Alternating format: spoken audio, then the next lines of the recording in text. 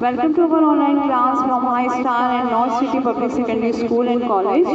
This is our bio class. We will continue chapter number 8, nutrition, and our lecture number is 4. Today our topic is fats. Fats are complex molecules composed of fatty acids and glycerol. The body needs fat for growth and energy. It uses them to synthesize hormones and other substances needed for the body activity. Fats जो है यानी चिकनाई जो है वो complex molecules से यानी fatty acids और ग्लाइकोसिलोल से बने हुए होते हैं। इनको हमारी बॉडी को चिकनाई की भी ज़रूरत होती है नशोनुमा के लिए और एनर्जी के लिए, और इसके अलावा कुछ हार्मोन्स की तैयारी में भी हमें फैट्स की ज़रूरत होती है। Fats are slowest source of energy but the most energy efficient form of food. The body deposits excess food in the abdomen and under the skin to use when it needs more oxygen. The body may also deposit excess food fat in the blood vessels and within the organs when it can block blood flow and damage organs, often causing serious disorders. Some typical source of saturated fats includes fatty cuts of beef and lambs, poverty skin, high fat dairy foods, tropical oils. Fat से energy का जो हुसूल है वो एक slowest यानी कि बहुत ही सुस्त अमल है, लेकिन ये तवानाई हासिल करने का इंतहाई अहम ज़रिया होती है। हमारे जिस्म में जो फाजिल चिकनाई जो पेट और इस अंडर स्किन जमा हो जाती है और वक्त ज़रूरत इसको एनर्जी के तौर पर भी इस्तेमाल किया जाता है। हमारे जिस्म में जो एक्सेस फैट होता है वो खून की नालियों में और दीगर अज़ा में भी जमा हो सकती है, जिसके बाइस जो है वो नसें जो है वो तंग होकर खून के दौरान को बंद करके इन अज़ा को नुकसान पहुंचाकर खासे ख़तरनाक अमराज का बाइस बन सकती है। कुछ आपको यहाँ पे दिखाई दी है कि किन किन चीज़ों में आपको जो है सैचुरेटेड फैट्स मिलेगा। गाय और भेड़ का चर्बी वाला गोश्त, मुर्गी की खाल, चिकनाई वाली डेयरी की अशिया जैसे दूध, मक्खन, पनीर, मलाई, आइसक्रीम, ट्रॉपिकल ऑयल जैसे नारियल का तेल, पाम का तेल, कोको बीज का बटर यानी कोको बटर। इसके अलावा आपको एक चार्ट भी दी मैंने यहाँ पर जिसमें आपको सारे बताए हुए हैं कि कार्बोहाइड्रेट्स किस काम आता है, प्रोटीन, फैट, वाइटामिन्स, ये सारा आपको चार्ट में दिखाया गया है। ये सब कुछ हमारे किस किस काम आते हैं। नेक्स्ट टॉपिक है हमारा vitamins. A vitamin is an organic molecule or related set of molecules and essential micronutrients that an organism needs in small quantities for the proper functioning of its metabolism. They are for maintaining normal health and development. Lack of vitamins can cause several diseases. They are divided into two types: fat-soluble vitamins. Vitamin which can soluble in organic solvent are called fat-soluble vitamins. A, D, E, and K are less excreted from the body as compared to the water-soluble vitamins. Water-soluble vitamins, vitamins which are soluble in water, these are vitamins B and C. Cooking or heating destroy the water-soluble vitamins more readily than the fat-soluble vitamins. Vitamins जो है ये एक ऐसा organic molecule है जो हमारे जिस्म के लिए लाजमी होता है, जिसकी ज़रूरत हमें लाजमी तो है लेकिन इसकी हमें कलील मिक़दार में इसको हमें दरकार होता है। इसके बाइस मुनासिब सेहत और नशोनुमा बरकरार रखने में रखी जा सकती है, लेकिन इसकी कमी की वजह से मुख्तलिफ बीमारियां पैदा हो सकती हैं। वाइटामिन्स को दो अक़साम में हम तकसीम कर सकते हैं। एक है फैट सॉल्युबल विटामिन यानी ऐसे वाइटामिन जो कि सॉल्वेंट में हल पजीर हों, उन्हें हम विटामिन कहते हैं, फैट सॉल्युबल विटामिन कहते हैं। विटामिन ए, डी, ई और के कहा जाता है। इनके जिस्म से जो इखराज होता है वो सॉल्वेंट में जो वाटर सॉल्युबल विटामिन्स होते हैं उनके मुकाबले में कम होता है। वाटर सॉल्युबल विटामिन जो है वो हल पजीर होते हैं यानी कि सॉल्युबल होते हैं, और विटामिन बी और सी इनमें शामिल होते हैं। ये खाना ये पकाने में या गर्म होने पर ये बआसानी टूट भी जाते हैं। इसमें भी आपको यहाँ पर एक चार्ट दिखाया हुआ है कि डेफिशिएंसी अगर हो जाए विटामिन की, विटामिन के की, तो हमें कौन कौन सी डिजीजेस हो सकती है।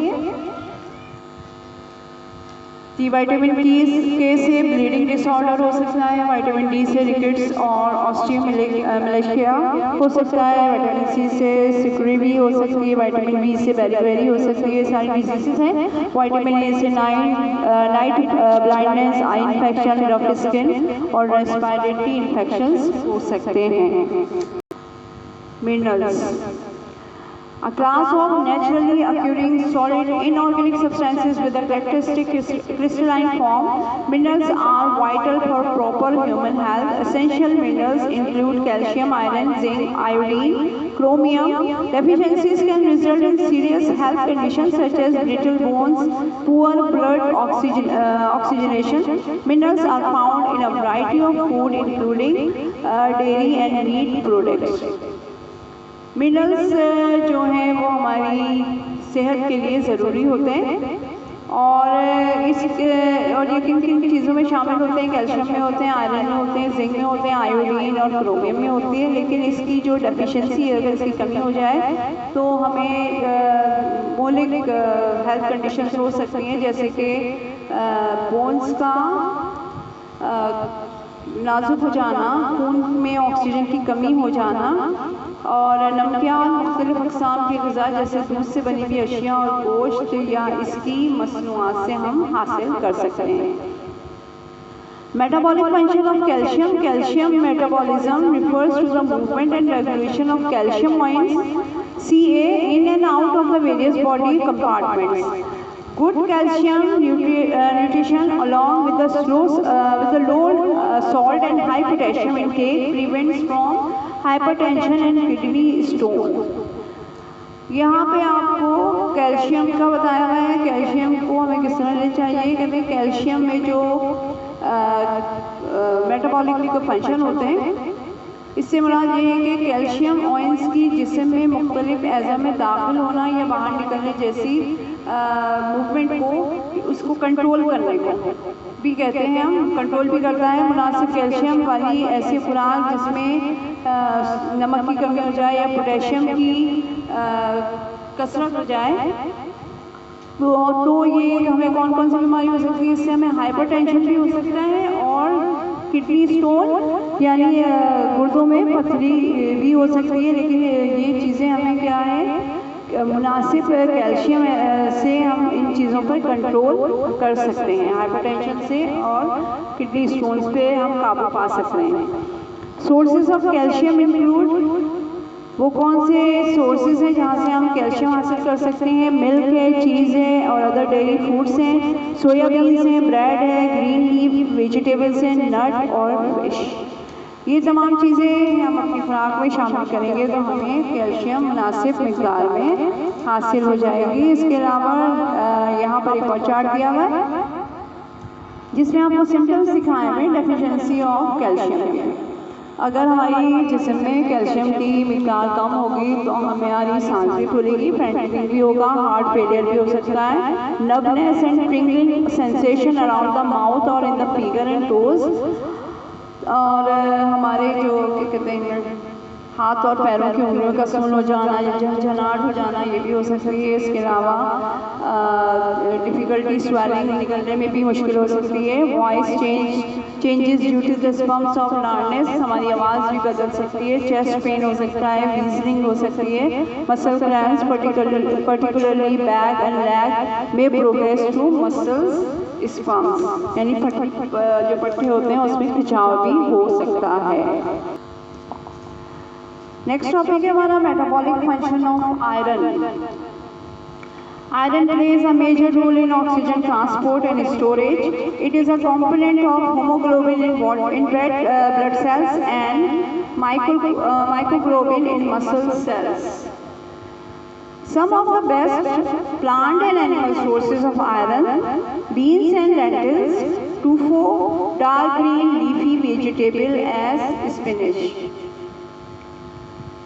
आयरन यानी फौलाद ऑक्सीजन की ट्रांसपोर्ट और स्टोरेज यानी ज़ख़ीरा करने में बुनियादी किरदार अदा करता है। ये खून में पाए जाने वाले सुर्ख मादे जिसे हम हेमोग्लोबिन कहते हैं और पट्टों में पाए जाने वाले मादे जिसको हम माइक्रोग्लोबिन कहते हैं उसका अहम जुज़ु है।